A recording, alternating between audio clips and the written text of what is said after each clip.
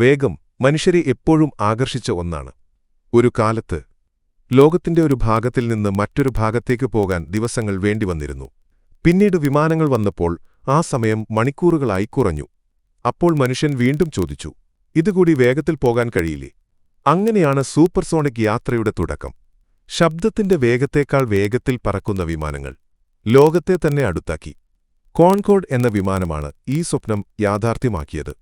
ലണ്ടനിൽ നിന്ന് ന്യൂയോർക്കിലേക്ക് 3 മണിക്കൂറിലെത്തിച്ചിരുന്നതാണത്. പക്ഷേ ഒരു വലിയ പ്രശ്നമുണ്ടായിരുന്നു. വലിയ ശബ്ദം, വളരെ കൂടുതൽ ഇന്ധനച്ചെലവ്. അതുകൊണ്ട് ഈ യാത്ര നിർത്തേണ്ടിവന്നു. എന്നാൽ ഇപ്പോൾ സാങ്കേതികവിദ്യ വീണ്ടും മുന്നോട്ടു പോകുന്നു. ബൂം സൂപ്പർസോണിക് പോലുള്ള കമ്പനികൾ പുതിയ സൂപ്പർസോണിക് വിമാനങ്ങൾ നിർമ്മിക്കാൻ ശ്രമിക്കുന്നു.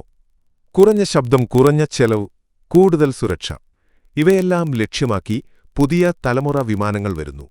ഇത് വിജയിച്ചാൽ ഇന്നത്തെ 10 മണിക്കൂർ യാത്ര നാളെയുടെ 4 മണിക്കൂറായി മാറും. ലോകം ഇനിയും ചെറുതായി തോന്നും.